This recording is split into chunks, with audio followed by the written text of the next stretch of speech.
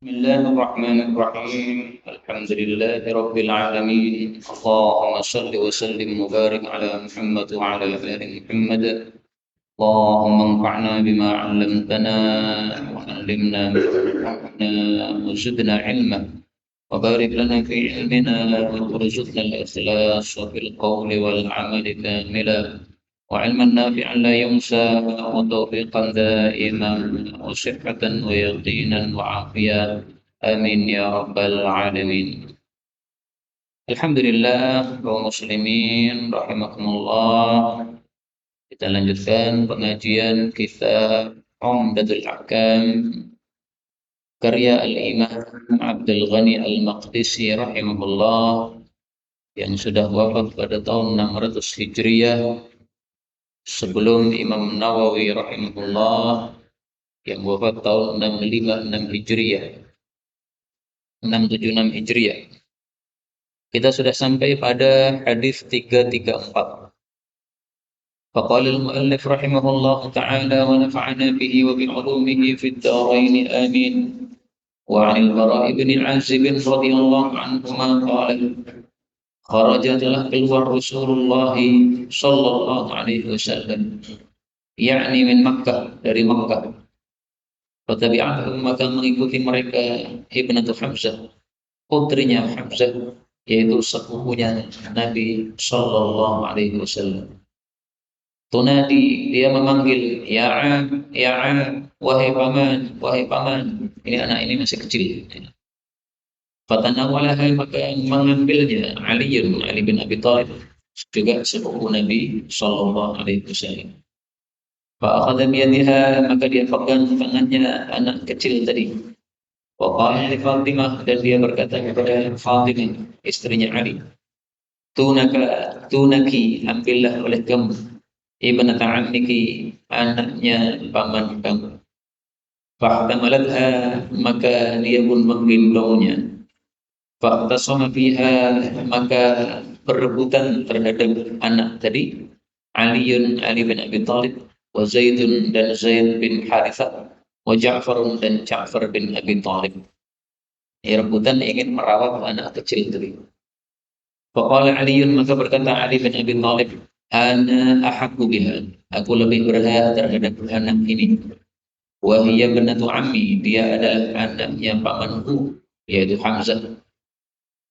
Faqala Ja'far, dan berkata Ja'far, ibnatu ammi, dia adalah anaknya pamanku juga. Wa khalatuha, dan bibinya dia, tahti, di bawahku, maksudnya istri. Wa qala Zaidun, dan berkata Zaid bin Harithah, bintu akhi, dia adalah anak perempuannya saudaraku, yaitu saudara seiman. Faqadha biha Nabi sallallahu alaihi wasallam, maka Nabi memutuskan untuk anak kecil tadi li khalatiha, bagi bibinya. Wa qala, dan beliau mengatakan al khalatu, bibi itu bimanzilatil sederajat dengan ibu. Bibi, yaitu adiknya ibu atau kakaknya ibu, itu sederajat dengan ibu. Wa qala li Ali, dan Nabi berkata kepada Ali bin Abi Thalib, anti minni, engkau termasuk dariku. Wa ana minka, dan aku termasuk darimu. Wa qala li Ja'far, dan beliau berkata kepada Ja'far, asybahta khalqi, engkau serupa dengan rupaku. Wa khuluqi, dan juga dengan akhlakku. Wa qala li Zaid, dan beliau berkata kepada Zaid, anta akhuna, engkau saudara kami, wa maulana, dan bekas budak kami. Hadis ini sahih, riwayat Bukhari dan Muslim. Kaum muslimin rahimani wa rahimakumullah, kita masih membahas tentang radha atau penyusuan. Maka kaitannya apa antara hadis ini dengan penyusuan? Yang zahir, ini adalah kaitannya dengan kasusnya Hamzah yang kemarin sudah kita bahas. Hamzah itu pamannya Nabi, tapi sekaligus sebagai saudara sesusuan Nabi. Nabi ketika masih kecil dan Hamzah ketika masih kecil disusui oleh seorang wanita namanya Thuwaibah. Thuwaibah ini bukan ibunya Nabi, juga bukan ibunya Hamzah. Karena zaman dulu sering bayi-bayi itu disusukan kepada orang-orang lain. Berarti Hamzah dengan Nabi ada dua hubungan. Hubungan pertama sebagai nasab.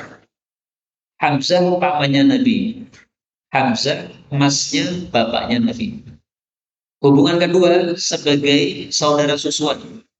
Hamzah adalah saudara susuan Nabi SAW. Nah, ketika terjadi perang Uhud, Hamzah ini termasuk yang mati syahid. Bahkan Hamzah disebut sebagai Sayyid Syuhada, tokohnya seluruh para orang yang mati syahid. Nah, setelah Hamzah mati syahid, kemudian bagaimana nasib anak kecilnya Hamzah? Dia dirawat oleh siapa? Ketika masih ada ibunya, tentu saja dirawat oleh ibunya. Ketika ibunya juga sudah wafat, nah di saat itulah terjadi rebutan. Ali bin Abi Thalib mengatakan, saya yang merawat, saya paling berhak. Zaid mengatakan, saya yang merawat, saya lebih berhak. Ja'far mengatakan, saya yang merawat, saya lebih berhak. Ali dengan Ja'far, ini kakak beradik. Ja'far ini yang saya tahu kakaknya Ali bin Abi Thalib. Maka kakak beradik ini rebutan untuk merawat sepupu mereka yang masih anak-anak masih kecil. Hamzah itu pamannya Ali, juga pamannya Ja'far. Nah, anak kecil ini tadi pengen dirawat oleh Ali dan oleh Ja'far dan oleh Zaid bin Harithah, anak angkat Nabi Muhammad sallallahu alaihi wasallam.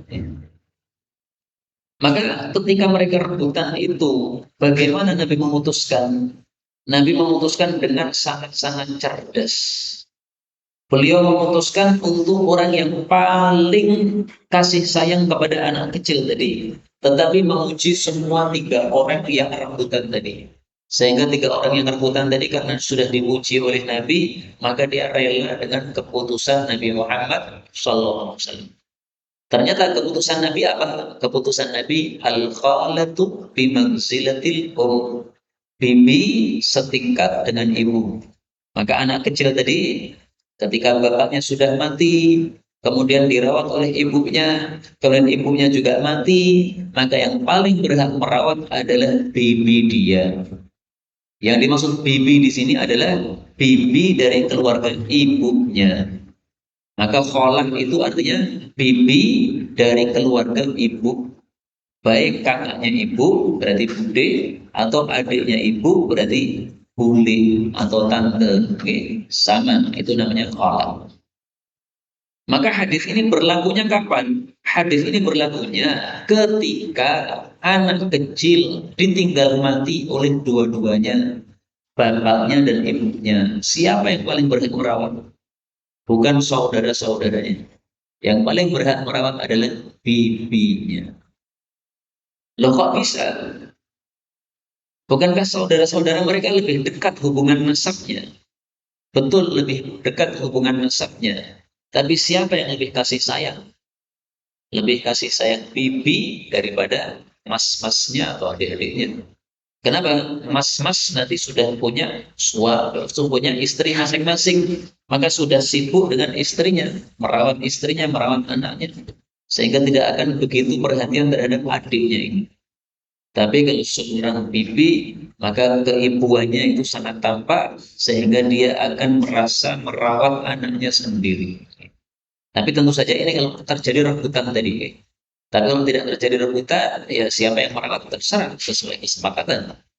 Seandainya semua sepakat, udah ini dirawat oleh masnya yang nomor satu saja. Karena masnya yang nomor satu ini paling kaya dan paling longgar, sehingga rumahnya bisa dititipi anak ini. Nah, silahkan. Tapi kalau semuanya rebutan, maka hukumnya seperti ini. Bibi yang lebih berhak karena dia setingkat dengan ibu.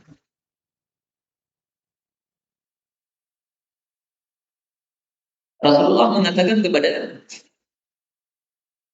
Ali, anta minni wa ana minka. Saya termasuk darimu dan dan kamu termasuk dari saya. Maksudnya apa? Kamu golongan saya dan saya satu grup sama kamu. menunjukkan kedekatan Ali dengan Nabi. Maka Ali bin Abi Thalib yang tidak dimenangkan di dalam rebutan ini oleh Nabi, diyem-yemi hatinya dengan pujian tadi.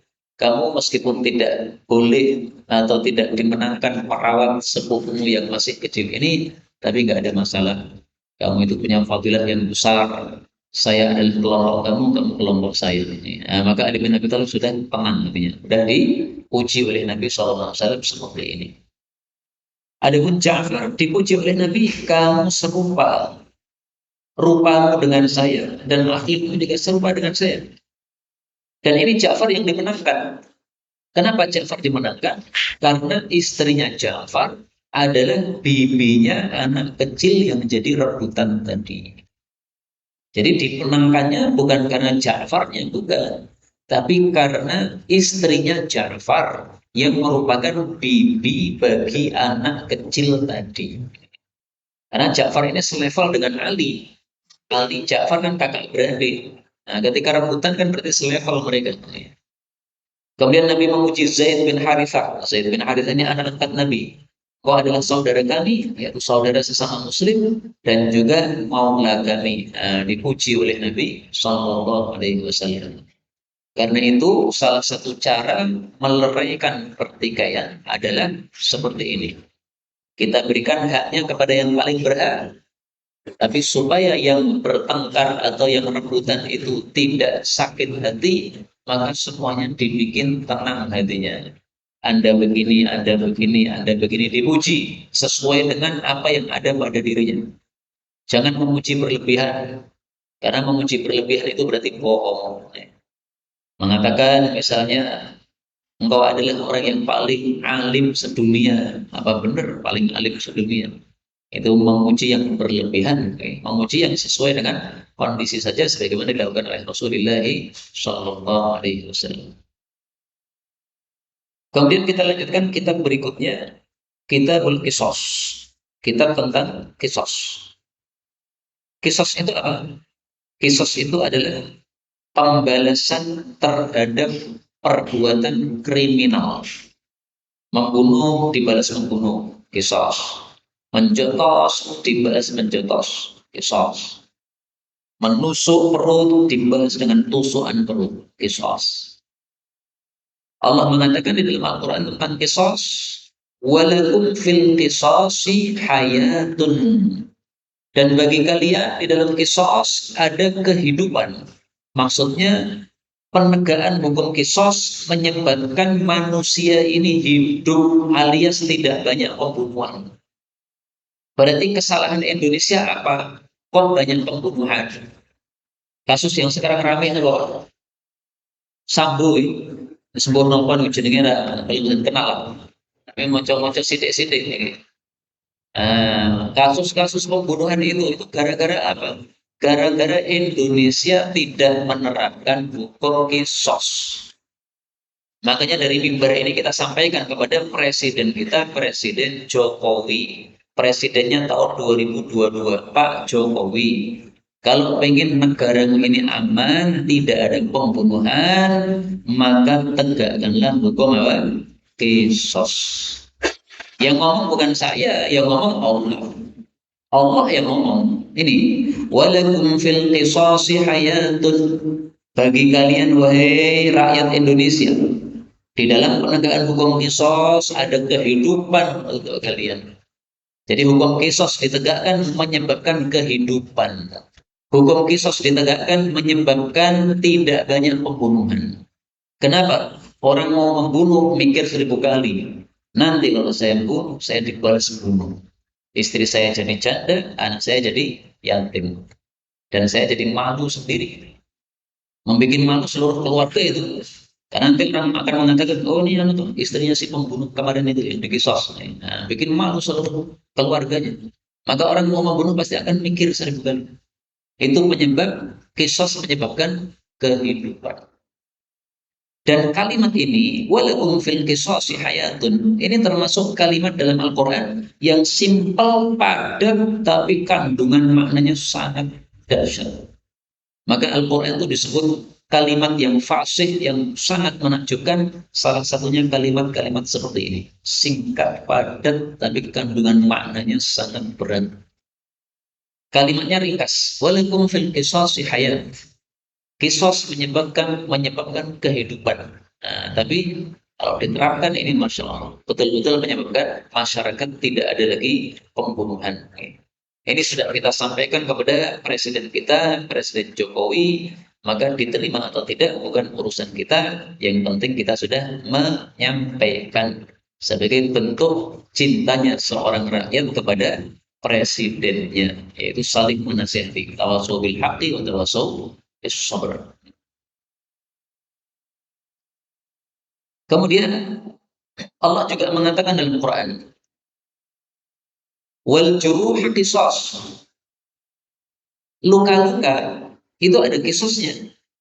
Jadi kisos tidak hanya dalam pembantaian saja, menusuk perut sampai keluar darahnya atau sampai brodol ususnya, ada kisosnya. Itu karena termasuk juruh, termasuk luka, ada kisosnya.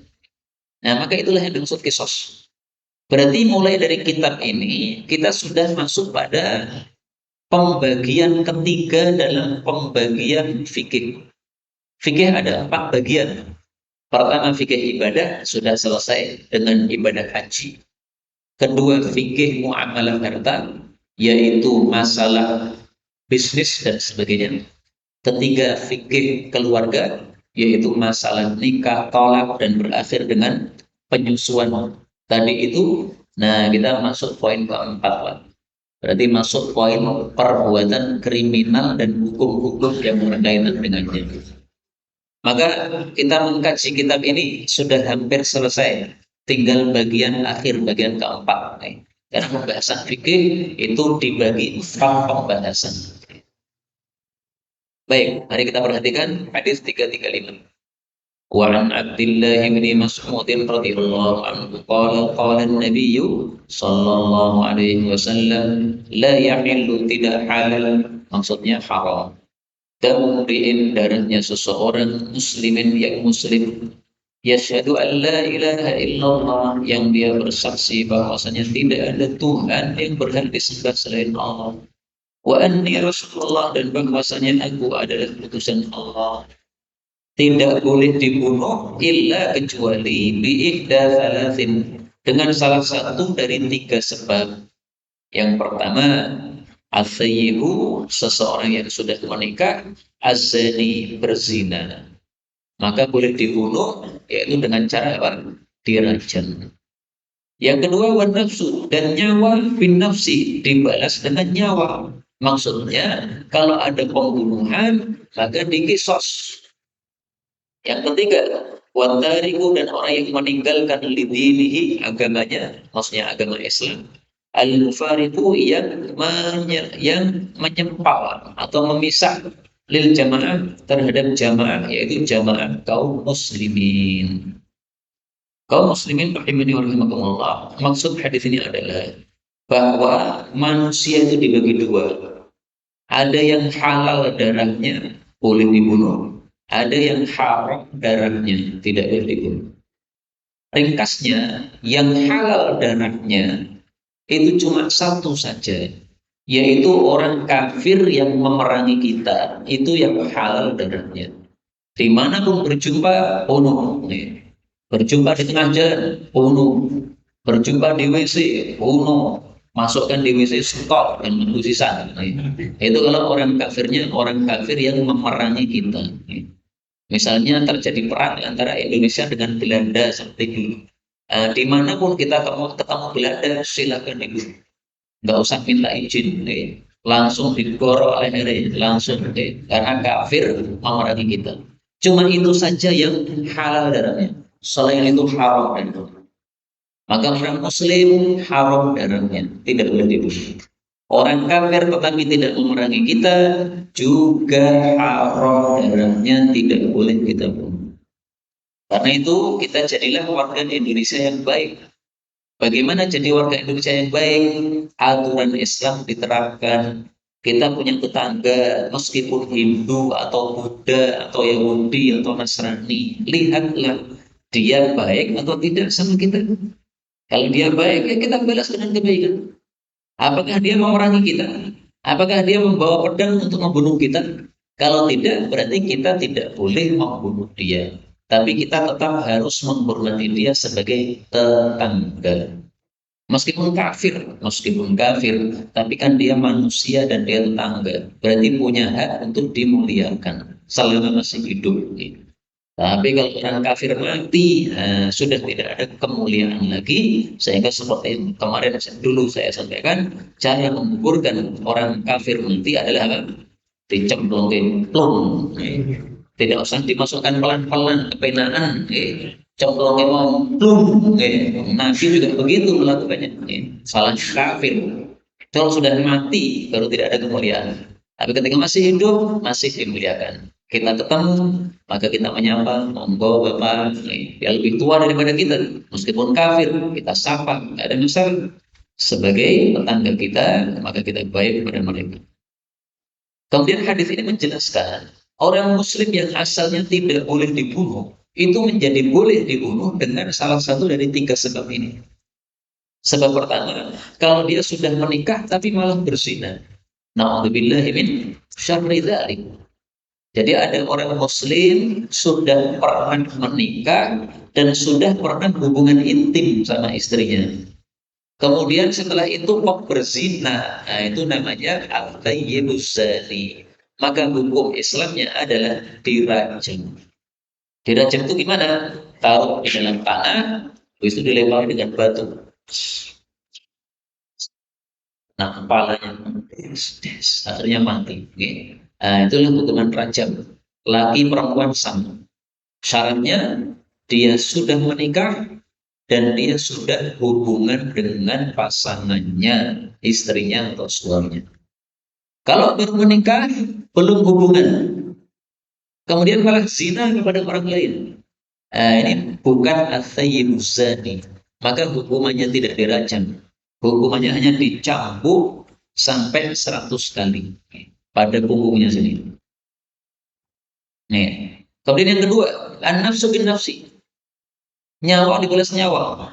Ada orang muslim membunuh orang muslim, maka dikisos. Bapak membunuh anak, gimana? Kalau bapak membunuh anak, maka menurut mayoritas para ulama tidak ada kisos. Kenapa? Karena bapak itu penyebab munculnya anak. Maka jangan sampai penyebab munculnya anak ditiadakan gara-gara si anak tadi. Tapi dosanya tetap dosa. Tapi di kisos tidak bisa. Karena kisos itu tetap ada syarat-syaratnya. Nah, ini termasuk yang tidak memenuhi syarat. Karena seorang bapak penyebab lahirnya anak. Maka Rasulullah mengatakan la yuqatul walid bil walad.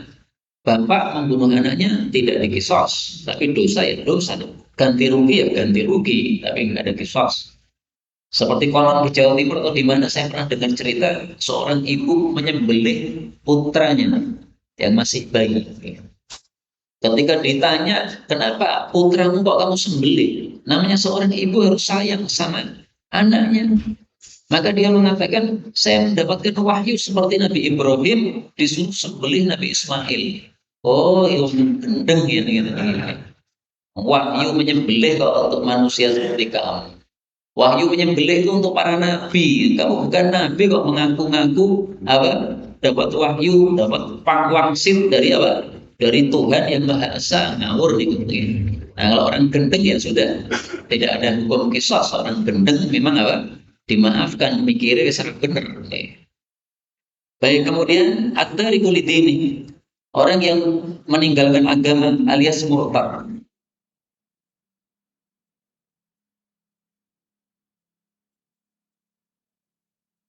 Yang dimaksud orang murtad ini orang yang meninggalkan agama Islam. Dia awalnya sudah muslim, kemudian murtad. Orang seperti ini dibunuh. Tetapi sebelum dibunuh, hendaklah dinasihati dulu. Kamu jangan murtad. Kalau murtad kamu kami bunuh. Dikasih waktu 3 hari. Mau mikir 3 hari ya. Hari ketiga masih belum balik Islam, nah, hari keempat sudah nggak ada kesempatan kamu hidup di atas bumi, bunuh. Tapi ketahuilah bahwa hukum membunuh seperti ini, merajam orang berzina, mengkisos orang yang membunuh, dan membunuh orang yang murtad, ini semuanya penegaknya adalah para pemerintah, bukan rakyat jelata seperti kita. Karena itu tidak boleh kemudian kita membuat pengumuman masjid ini menerima perajaman orang berzina. Nggak boleh. Masjid ini menerima pengkisosan pembunuh. Nggak boleh. Masjid ini menerima pemberesan orang murtad. Akan kami bunuh rame-rame di area masjid ini. Nggak boleh. Karena kita bukan pemerintah. Maka yang bisa menegakkan hukum ini di Indonesia siapa? Pak Jokowi. Lah Pak Jokowi nggak mau menegakkan, numpuk-numpuk dosa. Maka jadi presiden itu bisa numpuk pahala, bisa numpuk dosa. Pak Jokowi itu kesempatan dapat pahala banyak sekali. Seandainya beliau mengatakan bahwa rakyatku, orang-orang Indonesia yang muslimah-muslimah wajib pakai jilbab. Yang tidak pakai jilbab nanti saya denda nanti. Wah, semua muslimah pakai jilbab. Oh, pahala roh nih. Pahala roh. Seandainya Pak Jokowi itu mengumumkan, wahai umat Islam Indonesia, rakyatku, kalau kamu cinta sama saya, maka yang laki-laki wajib sholat ke masjid. Yang tidak ke masjid nanti didatangi Pak RT nanti. Nah, maka itu pahalanya besar. Nah, saat ini Pak RT ini malah saya sholat. Wah, kita nih. Nah, seandainya begitu pahalanya besar.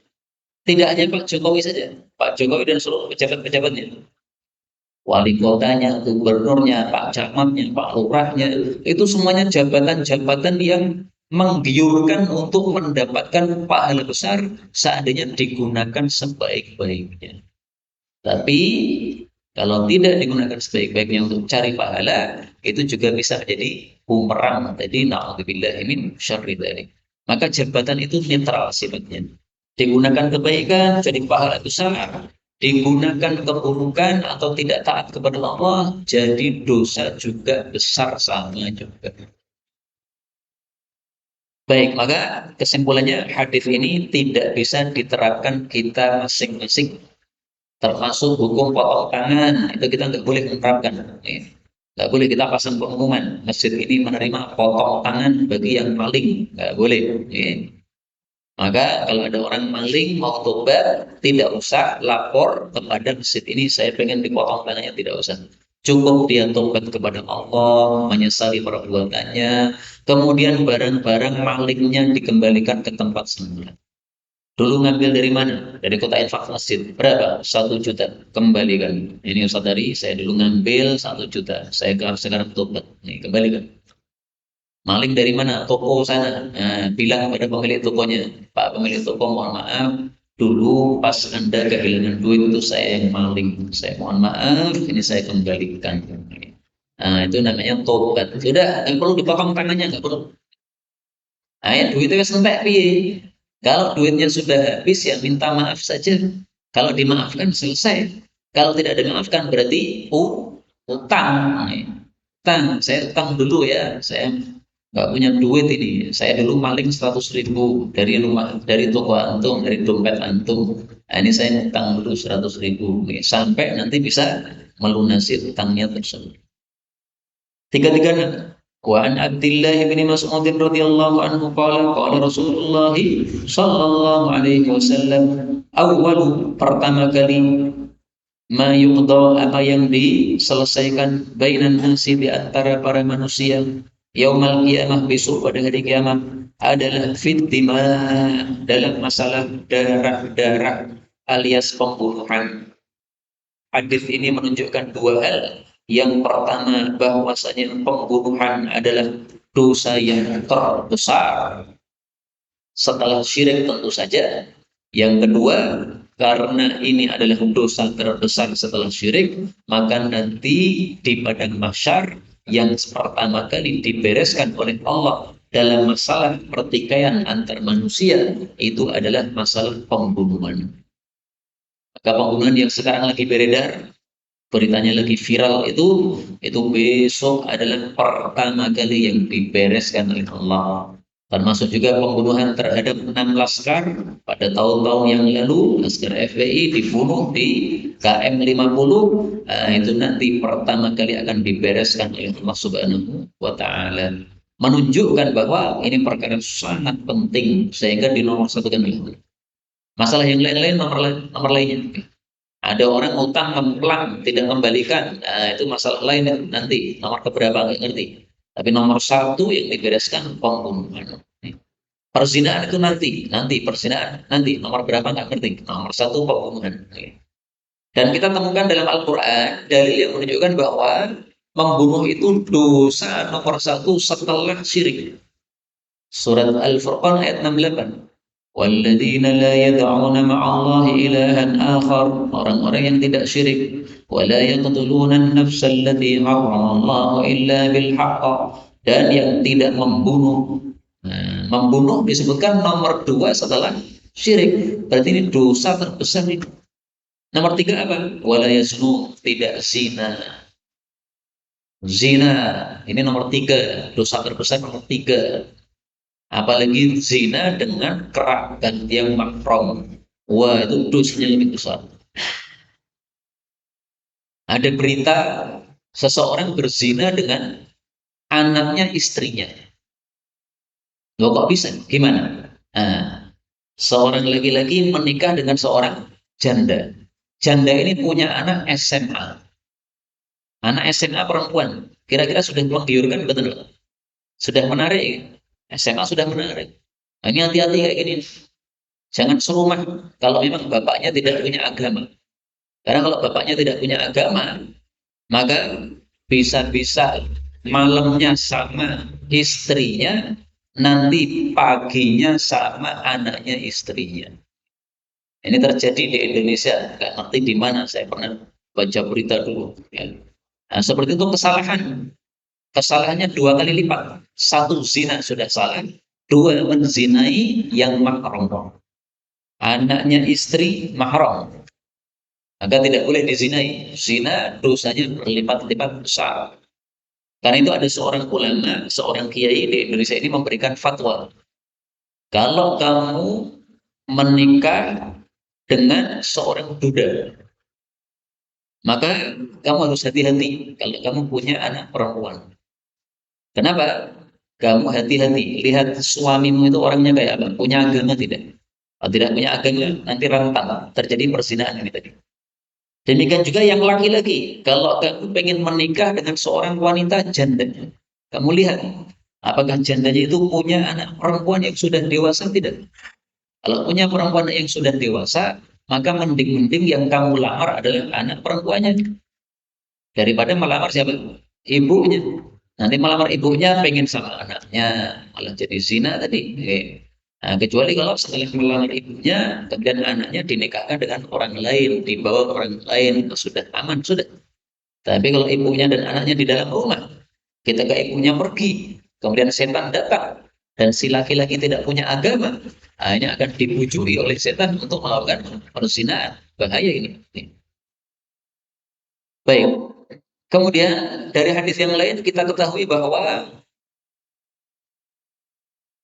urusan yang pertama kali dihisab oleh Allah dari amal-amal ibadah kita, dari amalan-amalan kita adalah sholat. Rasulullah mengatakan awwalu ma yuhasab, pertama kali yang dihisab yaumal qiyamah, pada hari kiamat, min amalihi, dari amalan manusia adalah as-sholatu, ibadah sholat. Jadi sholat adalah awal yang dihisab dari amalan hamba. Sementara pembunuhan adalah awal yang diberikan keputusan oleh Allah Subhanahu wa taala di hari kiamat. Sama-sama awal. Kalau sholat itu awal yang dihisab dari amalannya masing-masing. Kalau pembunuhan itu adalah awal yang dikasih keputusan di antara manusia. Berarti amal yang berkaitan dengan manusia. Maka ini menunjukkan pentingnya 2 hal ini. Pembunuhan perkara yang sangat penting di dalam agama sehingga dibesarkan dosanya. Perkara penting maksudnya dianggap besar, ya. Bukan penting untuk dilakukan, bukan penting untuk dihindari. Kemudian yang kedua, sholat ini juga perkara penting. Karena itu mari kita kumpulkan dua kebaikan ini. Kebaikan pertama, tidak membunuh orang. Kebaikan kedua, menjaga sholat kita. Kita sudah diberi oleh Allah satu kebaikan, tidak pernah membunuh orang. Ini sudah satu kebaikan ini. Mari kita jaga kebaikan ini dan kita tambahkan kebaikan kita dengan kebaikan yang kedua, jagalah sholat. Insya Allah kalau dua perkara yang paling penting ini semuanya terjaga, yang lain-lainnya ikut terjaga. Tidak membunuh orang, maka insya Allah tidak melakukan macam-macam yang lain. Tidak meremehkan sholat, maka insya Allah amal-amal yang lain juga tidak diremehkan. Dalilnya adalah Rasulullah mengatakan, "Fa'in sholat, kalau sholatnya baik, faqad aflaha wa anjah." Maka sungguh dia beruntung dan sukses. Wa in fasadat, tapi kalau sholatnya rusak, faqad khaba wa khasir, maka dia ngaflu dan rugi. Di manusia ada yang sholatnya baik, sholat jamaah rutin, sholatnya khusyuk atau berusaha khusyuk, kemudian sholatnya berusaha untuk di shaf yang pertama, kemudian sholatnya rapat barisannya, pokoknya baik. Nah, maka itulah orang yang sukses dan untung kata Nabi. Ada juga yang sholatnya rusak, kadang sholat, kadang tidak, dan yang lebih banyak daripada nyengnya atau sebaliknya. Maka orang seperti ini rugi dan ngaplu di akhirat. Bagaimana kalau sholatnya rutin tapi ada kekurangan-kekurangan? Sering terlambat di shaf yang terakhir, atau sholatnya nggak pernah khusyuk, pasti belayang pikirannya kemana-mana. Maka Nabi mengatakan, wa ilin taqas, kalau ada kekurangan, min faridah, dalam sholat fardunya, qala Rabbu, Allah berkata, Ungguru li'abdi hal min tatawu, lihatlah hambaku ini punya sholat sunnah tidak? Fayukammilu biha man taqasa minal faridah. Maka Allah sempurnakan yang kurang dari sholat fardunya. Jadi sholat sunnah fungsinya untuk menambal kekurangan dalam sholat fardu. Thumma yakunu sa'iru amalihi ala dhil. Kemudian seluruh amalnya diperlakukan seperti itu. Puasa sunnah menambal kekurangan puasa wajib. Sedekah sunnah menambal kekurangan zakat wajib, dan seterusnya. Karena itu mari kita jaga sholat sunnah kita. Kenapa? Karena sholat wajib kita tidak sempurna. Kita seringkali sholat itu terlambat di shaf belakang. Kita seringkali sholat itu tidak khusyuk. Allahu Akbar, kelingan dapur. Allahu Akbar, kelingan anak. Allahu Akbar, kelingan bojo. Padahal Allahu Akbar, Allah terbesar. Terbesar berarti semuanya kecil. Malah si kecil-kecil malah dieling-eling. Berarti seolah-olah Allah itu kecil. Yang lain-lainnya lebih besar. Nah, itulah kekurangan kita dalam sholat kita. Tidak khusyuk. Maka kalau kita sholatnya tidak sempurna dan kita tidak punya sholat sunnah, nanti bisa rugi juga, Pak.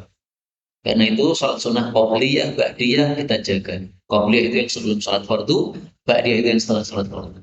Sholat duha kita jaga. Sholat malam, sholat tahajud kita jaga. Kalau nggak bisa bangun sebelum subuh, maka sholat tahajudnya sebelum tidur. Tidur misalnya jam 10, setengah 10 sholat malam dulu. Lumayan, setengah 10 sampai jam 10 sholat malam, setengah jam. Udah banyak itu sudah bisa mendapatkan 11 rakaat sebagaimana dilakukan oleh Rasulullah Shallallahu Alaihi Wasallam. Monggo.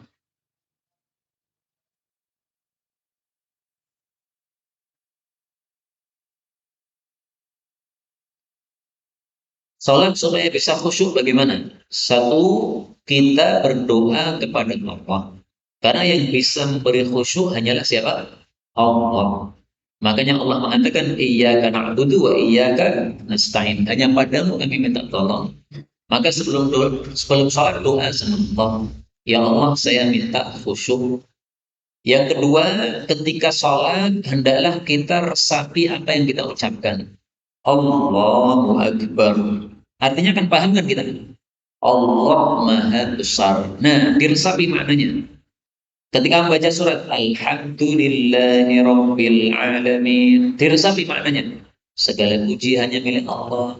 Nah, kalau membaca sambil meresapi maknanya, maka insya Allah ini bisa membantu kekhusyuan dalam sholat kita. Demikian juga kita resapi perbuatan kita. Orang salat itu kan mengangkat tangan gini. Ini menunjukkan ketundukan kepada yang Maha Esa yang sedang kita sembah. Seperti orang kalau mau ditembak, maka dia angkat tangan, tunduk. Nah, salat juga begitu. Berarti kita menunjukkan, menampakkan ketundukan kita sama Allah. Maka dua kunci ini insya Allah sudah cukup membantu. Satu, minta tolong sama Allah. Dua, resapi ucapan yang kita ucapkan dalam sholat dan gerakan-gerakan yang kita lakukan dalam sholat. Selebihnya kita pasrah kepada Allah Subhanahu wa Ta'ala. Inilah yang dapat disampaikan. Benarnya dari Allah. Kalaupun ada salahnya, fa astaghfirullahaladzim li wa lakum walhamdulillahi rabbil alamin.